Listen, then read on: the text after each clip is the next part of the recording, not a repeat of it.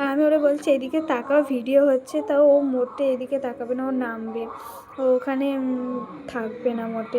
আর এদিকে দেখো এই দাদাভাইটা কিছু স্ট্যান্ড দেখাচ্ছিল। আমরা যাওয়ার পরে অনেকক্ষণই দাঁড়িয়েছিলাম আমরা, কারণ অনেক লোক হবে তারপরেই কিন্তু এখানে স্টার্ট হবে এটা দেখানো। আর এদিকে দেখো এই দাদাভাইটার ভেতরে গোল গোল ঘুরপাক খাচ্ছিলো, জানি না কী করতে চাইছিল।